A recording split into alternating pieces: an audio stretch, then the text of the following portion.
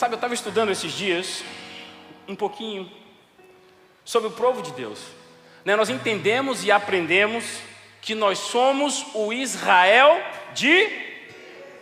Não, aí não. Israel de roubo.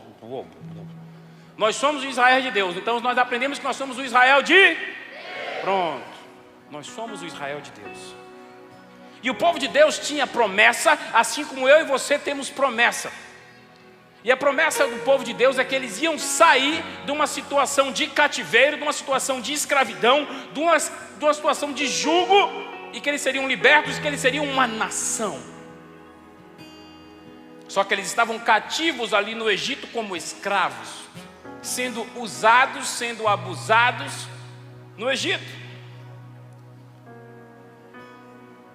Mas a promessa de Deus existia, que o povo dele seria liberto e que eles sairiam dali. Mas alguns passos teriam que acontecer para que o povo fosse liberto. Primeiro passo, Deus tinha que levantar uma pessoa para que pudesse liderar a nação dele rumo à liberdade.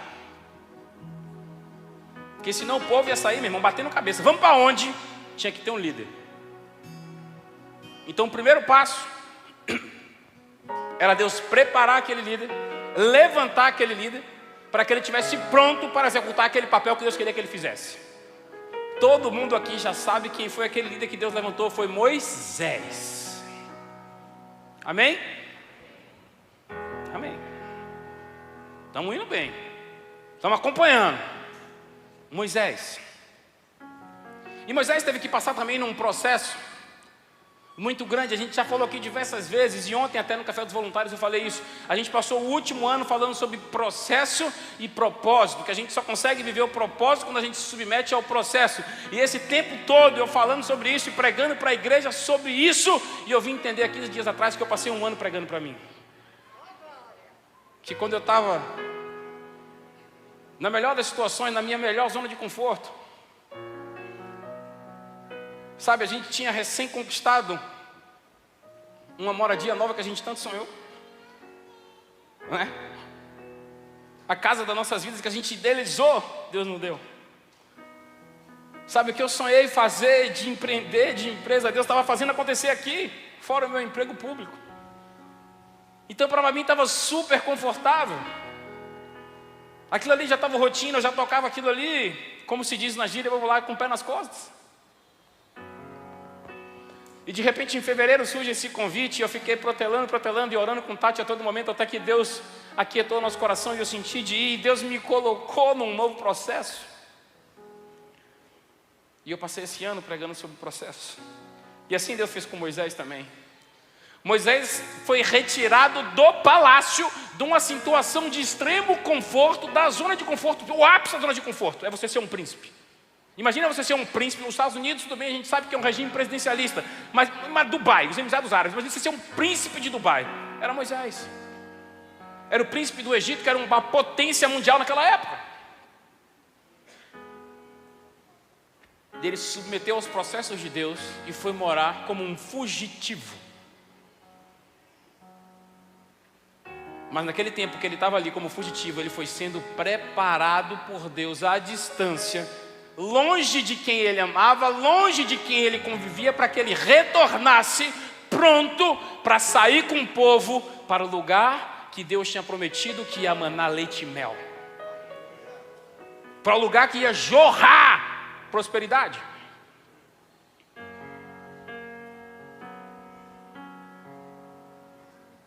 Mas não foi fácil. Não foi fácil para Moisés, mas vamos falar um pouquinho de Moisés e vamos pular, vamos direto para a parte da libertação. Moisés chegou lá e Deus, a Bíblia conta, endureceu o coração de Faraó para não deixar o povo ir. Porque Deus toma as coisas loucas desse mundo, as coisas que não são, para confundir as que são. Então Moisés chegou lá pronto para levar o povo e Deus vou endurecer o coração de Faraó. Mas era Deus que queria que o povo fosse liberto, mas Deus mesmo endureceu o coração de Faraó, meu irmão. E aí veio uma praga, veio outra praga, e mais uma praga, e mais outra praga, e vou deixar o povo ir, não deixar o povo ir, vou deixar o povo ir, não deixar o povo sair. E mesmo naquele tempo, Deus já estava trabalhando num bando de pessoas. Porque eles eram sim filhos de Deus, mas eram um bando, ainda não eram uma nação. Eles eram um bando, mas ainda não estavam organizados para ser aquilo que Deus tinha sonhado.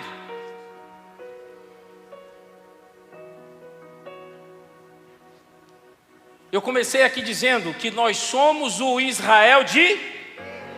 Nós somos o Israel de... E Moisés sabia disso tudo. Porque Deus disse que não seria fácil. E Moisés sabia disso, ele tinha certeza disso. E quando o faraó ficou endurecido, que não quis deixar o povo sair de jeito nenhum,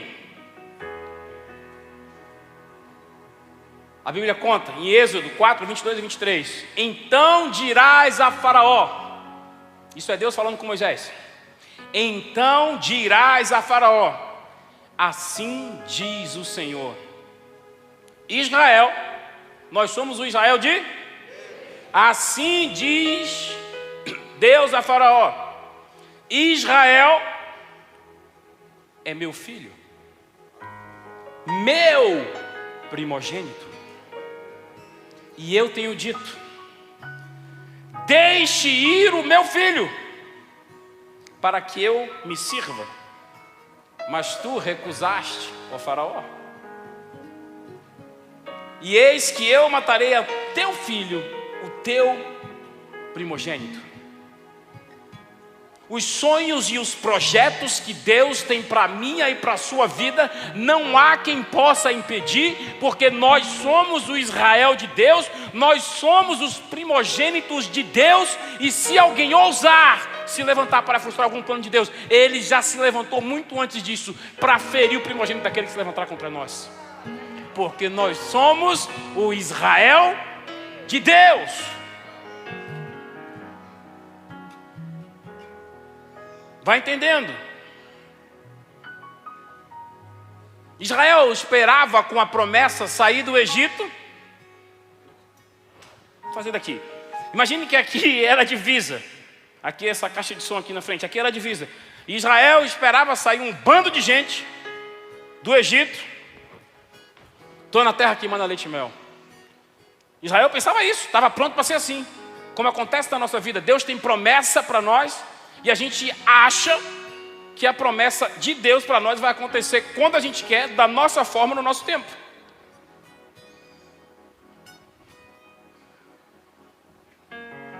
A promessa de Deus, ela não tarda, ela chega no tempo de Deus, e o tempo de Deus é o tempo que nós precisamos em Deus para nos prepararmos, passando pelo processo, para viver os propósitos que Ele tem para a nossa vida. Um bando de pessoas que teriam que passar 40 anos no processo para virar a nação de Israel.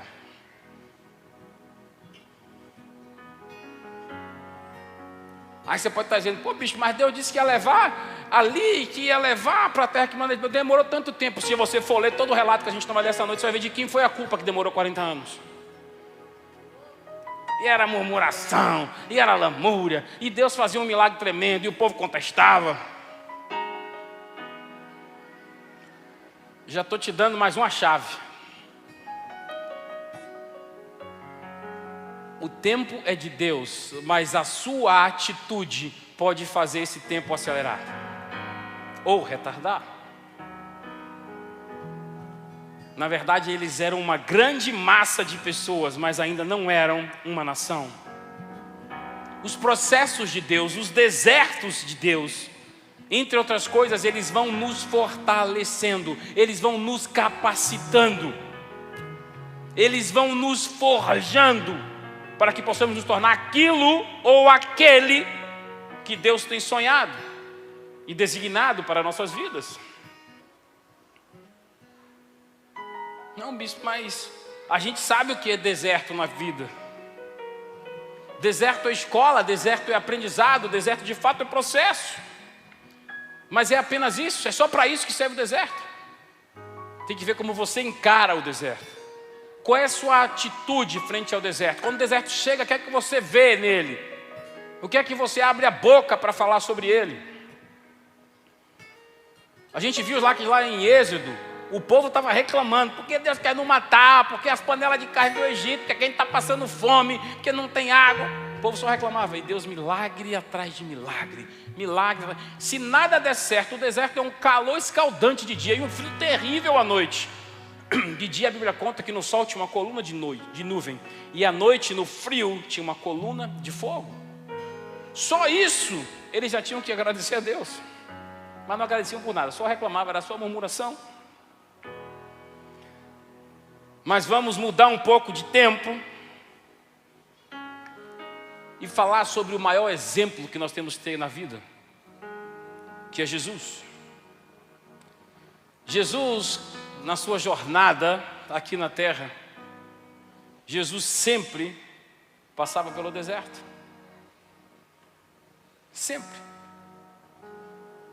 Aí você pode estar dizendo, bispo, está na Bíblia? Na minha está. Marcos 1,35. E levantando-se de manhã muito cedo, fazendo ainda escuro, Jesus saiu e foi para um lugar deserto, e ali orava. Pense que o deserto é um lugar que a gente pensa de aridez, de sequidão, que não tem nada, não tem vida. Logo cedo, antes do sol nascer, Jesus se retirava e ia ao deserto e orava.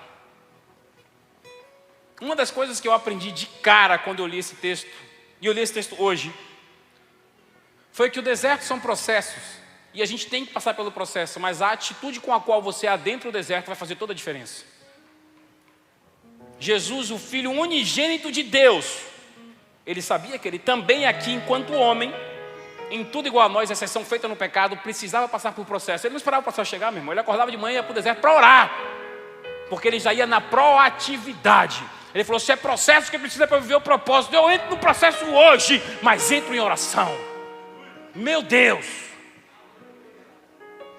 Assim como o Tati falou, tem muita gente que fica negligenciando o tempo de oração, meu irmão, ore constantemente.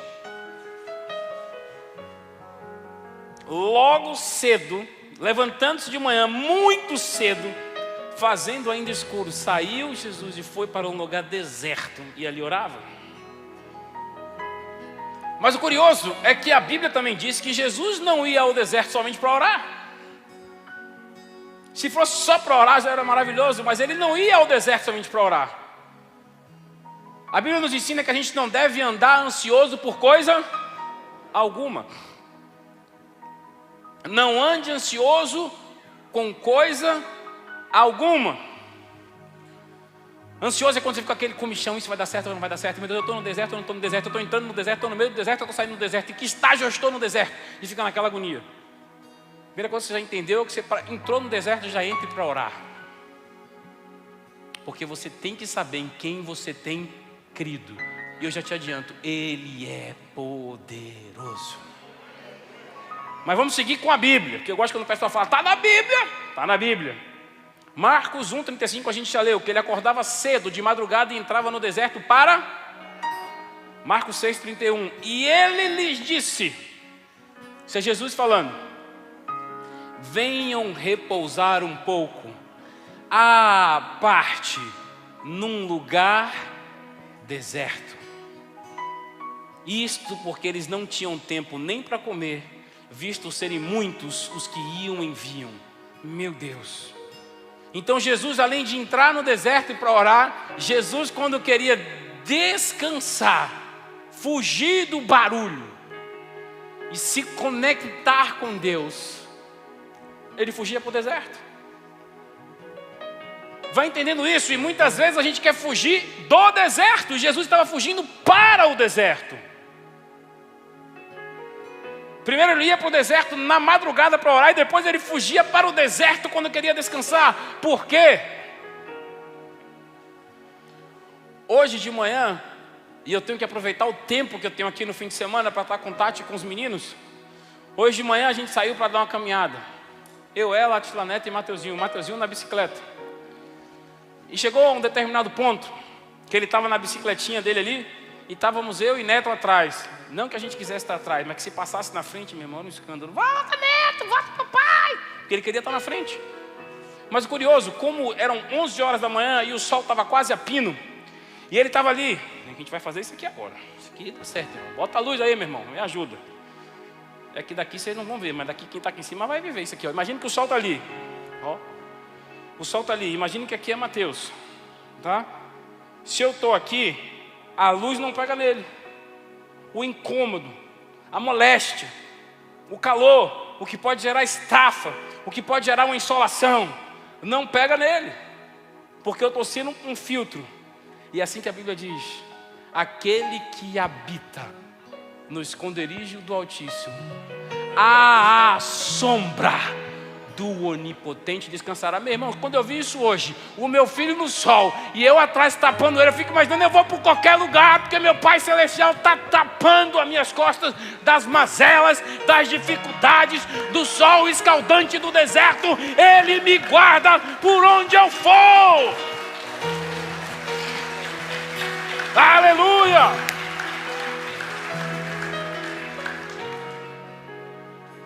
Aquele que habita no esconderijo do Altíssimo, à sombra do Onipotente descansará. O sol está moendo, meu irmão, e você está de boa, com aquela fresquinha na cabeça no deserto, porque a sombra do Onipotente está te guardando, porque a sombra do Onipotente está te protegendo, porque você está escondido debaixo de suas asas.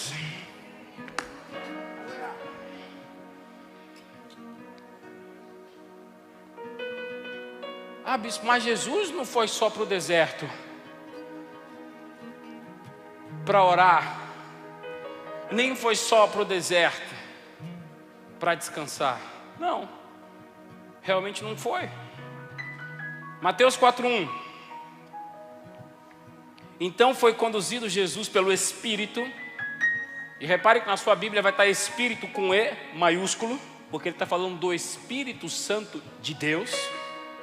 Porque se fosse o espírito do maligno era com E minúsculo. A Bíblia tem esse detalhe, comece a prestar atenção nisso. Mateus 4:1. Então foi conduzido Jesus pelo Espírito ao deserto para ser tentado pelo diabo. Então não foi o diabo que levou Jesus para o deserto para ser tentado, não, foi o Espírito de Deus que conduziu ele para lá. Ah, sério, mas por quê? Porque ele precisava ser treinado, ele precisava ser forjado, ele precisava ser aprovado. E às vezes a menor tentação chega para a gente já começa a se lastimar. Meu Deus, eu quero desistir de tudo.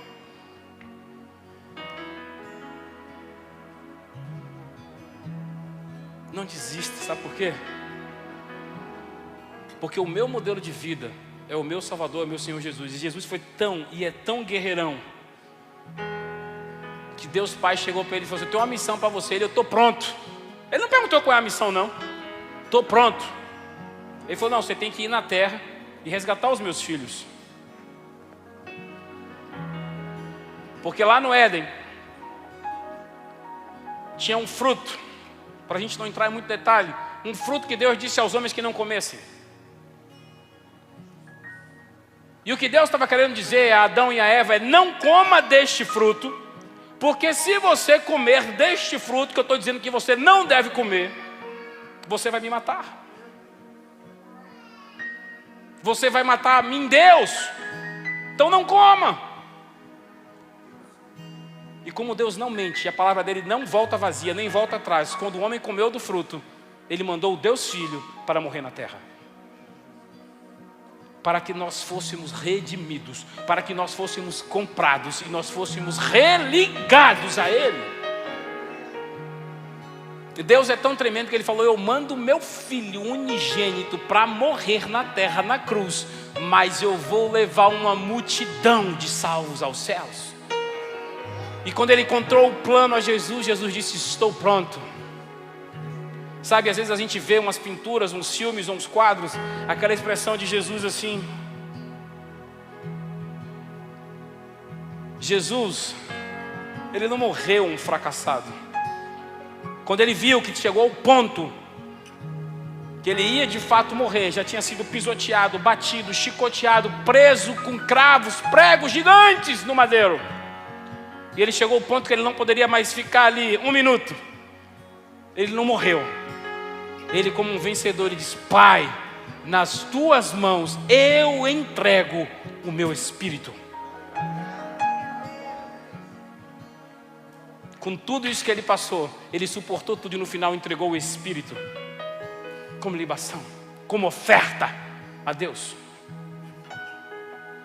E Jesus passou isso tudo como homem de carne e osso aqui. Mas eu tenho uma pessoa no trabalho que me persegue e fala tão mal de mim. Não, porque minha vizinha é uma fofoca. Olha o que Jesus passou por mim e por você. E você está preocupado com problemas que você chama de desertos dessa magnitude. Jesus disse que nós tínhamos que ter ânimo, porque Ele disse: eu venci o mundo. E o mesmo Jesus que venceu o mundo disse que nele nós faríamos coisas maiores. Maiores! Jesus foi conduzido por nada menos que o Espírito Santo de Deus para ser tentado. Nós conhecemos a história, mas Jesus venceu as tentações. E Ele foi servido pelos anjos depois de jejuar 40 dias. A primeira tarefa que temos quando nos encontramos no deserto é fazer uma reflexão para entender qual é o motivo que nós estamos no deserto. O porquê que nós estamos atravessando um deserto. Qual o propósito desse deserto. E se a gente entender isso, isso já abrevia o nosso tempo na escola de Deus. Todos nós queremos ser aprovados por Deus. Todos queremos vencer as tentações. O deserto, uma das coisas que ele faz é nos afastar do nosso cotidiano para que a gente possa cultivar a nossa intimidade com Deus. Para que a gente possa reaprender a depender única e exclusivamente de Deus. Sabe, o deserto é como um freio de arrumação. Então naquele oba-oba, freou, meu irmão, mas e organiza. Sabe, falar em freio de arrumação, eu me lembrei de outra coisa aqui, Zé. Deus, Ele fala que quando Ele quer nos dar alguma coisa, Ele vai nos dar o quê? Uma boa medida. Não, Zé, aí você está dançando um fricote, eu não sei. Bora, vai, Val. Deus vai nos dar uma medida como? Sacudida, recalcada e transbordante. Eu falei do freio de arrumação, eu lembrei disso, por quê? Mas Deus está me apertando, Deus está me moendo, porque eu estou no pilão de Jeová, porque eu estou no socador. Meu irmão, quanto mais você descer no seu vaso, mais espaço vai criar para o novo de Deus. Então o deserto está te apertando, o deserto está te compactando, mas ele está criando espaço para o novo fluir de Deus na sua vida. Ei, entenda isso. Aleluia, glória a Deus. Salmo 23 fala que o meu cálice. E o Salmo 23 ele está falando sobre ovelhas. E se a gente continuar nessa analogia sobre ovelha, animal, bicho, o cálice da ovelha é o coxo. E o coxo, meu irmão, para ele transbordar, a água não pode parar de cair.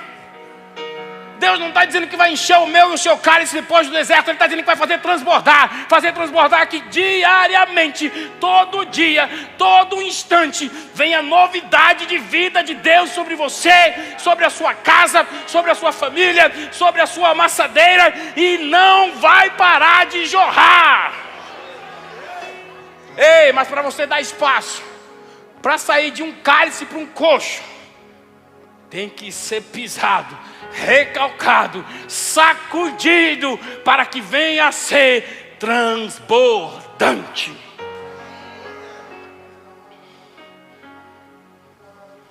Entenda isso.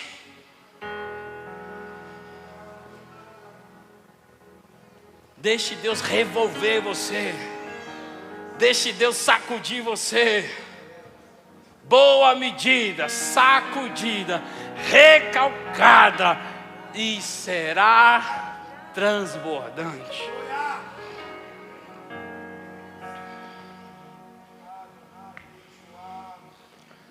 Não existe um único servo de Deus que não tenha passado por um deserto, que não tenha passado por uma provação, que não tenha passado por uma dificuldade, que não tenha passado por uma perda de um ente querido. Mas deixa eu te dizer, a vida não acabou. Deixa eu te falar, nós não estamos sozinhos, nem mesmo no meio do deserto. Mas para entrar na escola de Deus, para você passar por isso tudo, e viver a novidade, e viver o transbordante de Deus. Assim como o povo, que era um bando de pessoas desconectadas, tiveram que se tornar uma nação, mas tinha uma pessoa à frente, liderando, para que eles entrassem no lugar que ia jorrar leite e mel.